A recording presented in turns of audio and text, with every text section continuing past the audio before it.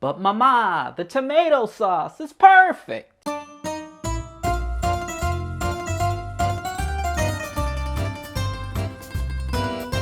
Welcome, ladies and gentlemen, to the Meme Kitchen, the show with the hottest questions and the fattest chef. Today we're gonna be making Swaghetti and Memeballs, which comes from this meme here that's like, hey, I'm making dinner, you should come over. And then the dude goes, hell yeah. And they're like, we're making spaghetti and meatballs. And the dude goes, Swaghetti and Memeballs? And then he gets uninvited. But don't worry, you don't need to be invited to any fancy schmancy dinner date with anybody. I'm gonna teach you how to make your very own Swaghetti and Memeballs right here in this here meme kitchen. Not gonna be any fucking pecorino romano. I'm using the shit in the jar. All right, this is what you guys are gonna be making. That's fine. That's what I make. I'm not better than you. All right, step one to making Swaghetti and Memeballs is you gotta make a pasta. My idea here is that you get the pasta sauce. Did I say pasta? I meant step one to Swaghetti and Memeballs is you gotta have a good sauce. If you don't have a good sauce for your Memeballs and your Swaghetti, then what are you even doing? You know what I mean? Everybody that I see online that does like cooking stuff, they use like fucking San Marzano tomatoes. Those things were $6 a can. So I bought this Target brand stuff. That was $1 a can. We're gonna heat up our pan.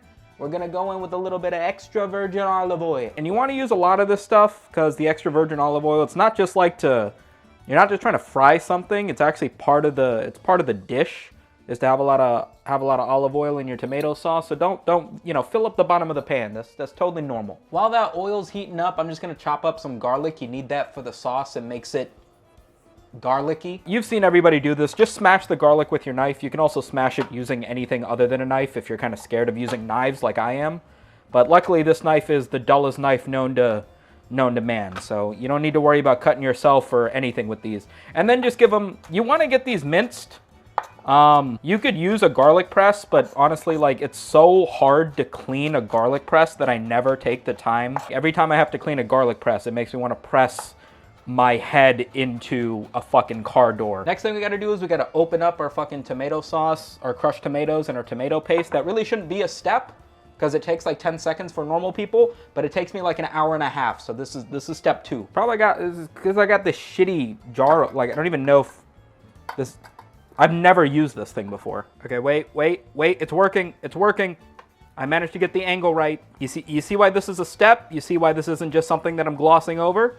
You know, this shit's hard, okay? That's gotta be enough. There's no way that's not enough. Come on, there we go. Okay, that's open enough. And then we also gotta open up our tomato paste. So if you guys don't know what the difference between tomatoes and tomato paste is, that's because you're stupid. But if anybody does know the difference, I would appreciate you telling me because I don't know the difference. I don't understand why tomato paste comes in a can. Like, who is using an entire can of this stuff? Like, who's making fucking 60 ounces of pasta sauce? Like, what am I, Italian? Once you get the olive oil starting to heat up, go ahead and dump in your onions. I've got 2 diced up onions. I'm gonna be using about half an onion in the sauce. Maybe a little bit more than half an onion. The rest of this we're gonna save for the meatballs. Okay, so my idea with this is you don't really need to make like a crazy red sauce like you would if you were making like I don't even really know what I'm talking about here. I wanted to get the pasta sauce going as early as I could so that it's cooking down the whole time that we're waiting for the meatballs. And that way we'll get a real flavorful sauce, you know what I mean? We'll get something that doesn't seem like we put it together in half an hour. Instead, it'll be like something we put together in 45 minutes, you know what I mean? I got the stainless steel pan from JCPenney for $20. I'm not super confident it's gonna last super well, but you know, here we are. If you see a little bit of onion skin in the sauce, don't worry about it. What are you gonna do about it at this point? You know what I mean? So we gotta let the onions sweat down just a little bit, let them cook down. Obviously this is gonna cook for a while, but we wanna let the hot oil deal with breaking down the onions. We don't really want the big soupy tomato jars being the thing cooking down the onions because that's gonna take forever. So get the onions cooked down as much as you can before you add in a whole bunch of other liquid. All right, we've been going for about 6 minutes here. If I let this continue to sit in the oil by itself for too much longer, it's gonna start to brown, which we don't want. So at this point, we're gonna go in with our garlic, some red peppers, and our tomato paste. I made a little empty part in the middle of the pan to make it easy to drop everything into. Crushed red peppers right into the oil. And then we're gonna go in with half a can of the tomato paste. According to the internet, if you don't cook the tomato paste, like let it touch the raw oil and really kind of let it fry, it tastes kind of tinny. I don't even know what that means. I mean, it comes in a tin, so maybe that's what they mean, but Anyway, let it fry a little bit, I guess. All right, once you got the tomato paste and you got all the other shit, just kind of getting to know each other, or whatever the fuck Babish would say, go in with your crushed tomatoes.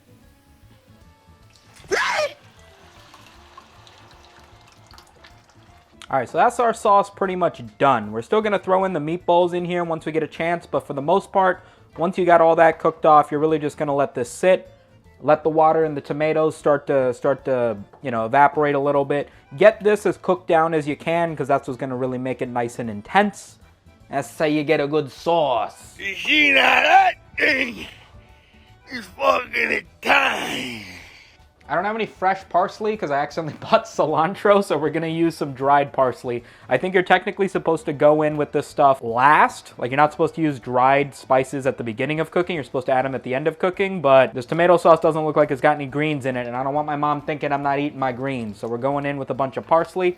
I'm also going to go in with a bit of just general purpose Italian seasoning, which is going to be like parsley, oregano, and a bunch of other shit. Rosemary, basil, you know, all that shit. Get your greens in there. Eat your greens, guys. It's good for you, maybe. I don't know. I don't eat them. This is one of those dual heating element oven things. So I went from like the big heating thing on medium to the small heating thing on medium low. We're just going to let that bubble away while we make our meatballs. All right, so while the tomato sauce is getting perfect, I'm going to preheat my oven to 475, and then we're going to start making the meatballs. Meatball recipe starts with a panade or a panache or a ganache or whatever. We're putting bread into milk so that the meatballs don't turn into fucking meat balls. Okay, up next we got to make our panade or panache or whatever the hell it is. So just take a bunch of white bread and just cut it into manageable chunks. You probably shouldn't use the piece that's nothing but crust, but I'm going to be extra stupid with it so that if you make this at home, it's guaranteed to turn out better than I made it.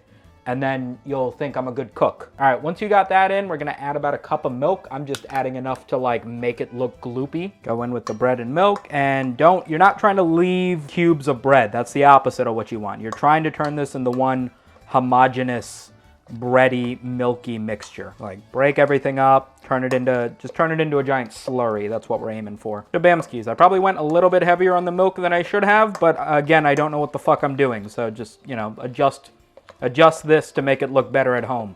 Or don't, because you're probably not going to be cooking on camera, so it doesn't matter how the fuck yours looks. All right, next to the panade, which again already looks wetter than it should, we're going to throw in an egg because it's traditional and it probably does something scientific, but I don't know. You should probably crack it into another bowl because if you get a piece of eggshell in this, it's going to be super hard to fucking get out. Again, learn from my mistakes. This is basically just one onion. And then we're also gonna go in with some Parmesan Romano cheese for, you know, the cheesiness. So just go in with, you know, any amount, really. If you add too much or too little, I promise you nobody's gonna know. And now you kind of see why meatballs is considered, you know, like the poor man's food. Like, look at how much meatball you got, and we literally have added no meat to this. This is what's gonna make it nice and delicioso. Boom. I don't really know if I'm doing this in the right order, but I'm gonna be honest, I don't think it matters all that much. It's all going into the same bowl anyway. All right, up next, I got a little over 2 pounds of 80-20 ground beef. Whether you use a combination of beef or beef and pork, try to use 80-20. If you go with something that doesn't have a lot of fat in it, there's not a ton of fat in the panade, so your meatballs they're gonna dry up really fucking fast, so use normal stuff.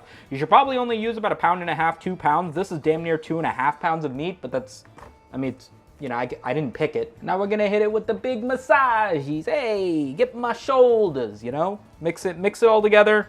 I would say don't over mix it, but I don't even know what that means. I don't know what the right amount of mixing is, so just turn it all into one big fucking goop. Okay, so this is what mine looks like. I'm gonna be honest, I probably could have gone in with even more bread and milk because, you know, 4 slices and a cup of milk, that's really designed for 2 pounds of meat. I got about 2.5 pounds of meat in here. I don't think it's gonna be a big deal.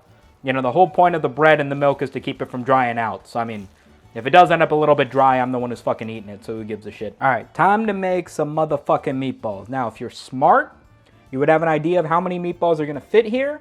You would take the amount of meat you have, which is about 2.5 pounds, and you would divide that by, I don't know, 18 balls, and then you would have an idea of how big to make your meatballs.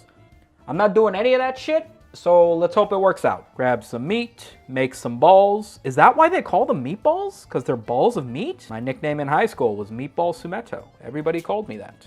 Don't know why. They never had them. And you might be thinking these meatballs are turning out a little bit big. We're baking them in the oven, so it doesn't really make a big difference to us how big they are, because they're all gonna cook up just fine. But if you want smaller meatballs, go make smaller meatballs. I don't give a fuck. I don't live with you. These here, these meatballs are looking very heavy on the onions. I don't know if that's a good thing or a bad thing, but we'll find out once they get cooked, I guess. In a perfect world, I probably would have added Worcestershire sauce or whatever the fuck it is, but I don't have that.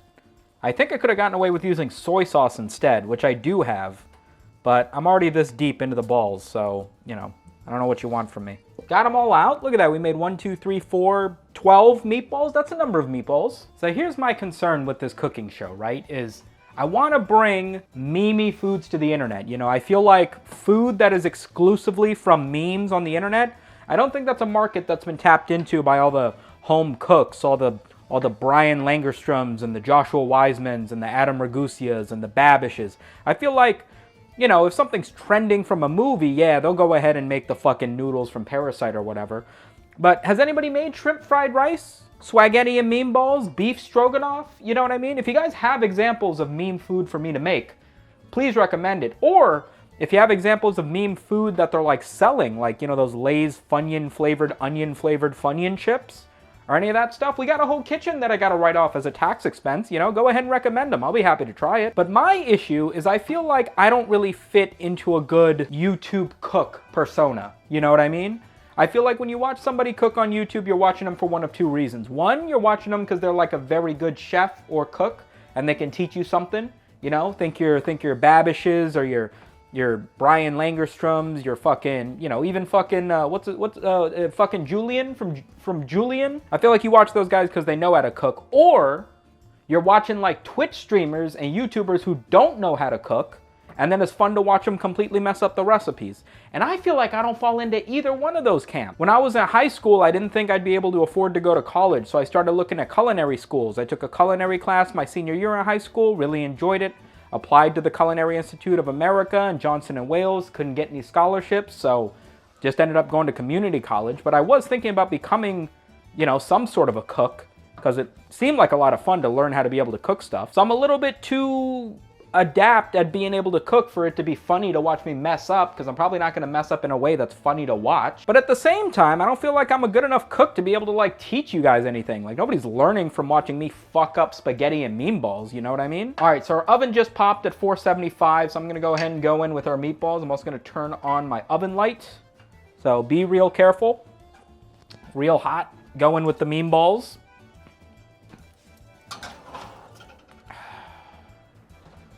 I've just got those on the center rack. I don't know how long we're gonna cook them for. I'm gonna say 20, 30 minutes. I don't fucking know. But in the meantime, this is just a waiting game. We're gonna wait for the meatballs to become cooked. We're gonna wait for the pasta sauce to reduce down. That's why we made the pasta sauce first. All right, so we're about 20 minutes into the meatball situation. I'm gonna see if I can get you guys an angle of this. Oh, they're falling apart. They're falling apart. They're falling apart, boys. We used too much panache. Too much ganache. Oh. Wait, no, some of them we can get a flip. Hold on. Hold on. There we go. See that they definitely need... Oh, no, I am breaking them. Oh, this is a nightmare. Oh, no. Just going to try and... Oh, fuck, that's the top of the oven. Try not to put your hand on the top of the oven. You heard that from me, all right? Number one tip. Okay. Everything's flipped over. I burnt my hand. That's okay. All it does is add flavor. We're going to let that go for... another 20 minutes? I don't know. Jesus, fuck, that's hot. It is an oven. That's fair. That's to be expected. I should have known that. Okay. Go ahead and bring this out. Get it onto the other side. Look at that fucking sauce. Look at these fucking meatballs, all right? Look at that shit.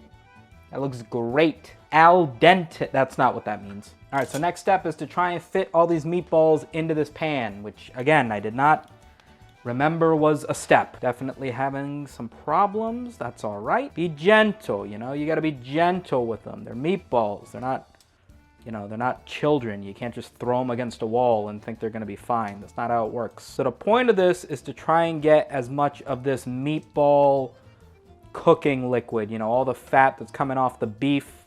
If you used any other sort of meat, you know, you're getting a lot of depth of flavor. You've got a little bit of roasted meat flavors in here that, you know, you wouldn't get if you just sort of piled the sauce on top of the meatballs and the plate. You know, we're better than that. We're better than all of that. Don't burn your face or your hands, ideally. Go in with our meatballs, and we'll let that bake for, I don't know, give it another 15 minutes, I'd say. Salt your pasta water, obviously. Italian grandmas will tell you that it's got to be as salty as the Mediterranean Sea. I don't live in the Mediterranean, so I don't know how salty that is. So I'm just gonna go with salt. Home stretch, boys. We have almost successfully made one of the simplest dishes man has ever created. So I've gone ahead and drained all my spaghetti. I'm gonna go ahead and get it back into the bowl. Out of the spider, we're gonna hit it with a pad of butter in order to get it nice and melty. I'm sure the residual heat of the pan and the spaghetti of the Parmigiano Reggiano, which is absolutely not the real stuff, but what are you gonna do? This is, after all, Swaghetti and Memeballs, not the classic Romanian, whatever this dish is called. I don't know what it's called. I'm gonna let the residual heat melt that butter a little bit. Go ahead and come out with this boy. Ooh, look at that. Toasty, roasted. It's tomatoey. It's tomatoey. The butter and the cheese should hopefully have done a nice job of keeping this just a little bit not super clumpy. So let's go ahead and grab some nice nudes. We're gonna go ahead and hit it with some of the more toasty looking meatballs. Like that. Oh, I made the mistake of not making my bed of noodles like flatter. Hold on, let's get it some of that delicious roasty sauce. Ow, that's still hot, shouldn't touch that. And then we're pretty much good. I'm gonna wipe off some of this extra sauce on the sides just to clean up the plate a little bit. Hit it with a final little dousing of cheese. Boom. Final little dousing of extra virgin olive oil. Like that. And I think it's done. All right, let's try and give this guy a go, huh? Without breaking my face here, let's crack open one of these meatballs. It's sitting in the oven. Let's see if we can grab a few of this buttery noodles, a little bit of that sauce. Hopefully not breaking anything. God, who would have guessed this would have been a messy endeavor, huh? Going for some of the meatball. I can't. Oh no, it's all falling apart. Oh no. Okay, whatever.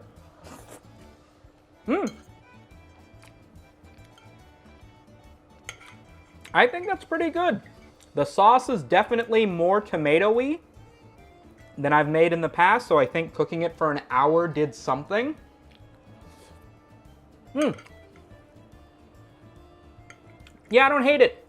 I don't hate it. I mean, I didn't think I was gonna hate it because we did put a lot of time into it, but again, I'll be honest, I wasn't sure I was actually doing anything right, but yeah, Swaghetti and Memeballs. Hope you guys make it, or don't, I don't care. I was just kind of hungry, so I made it.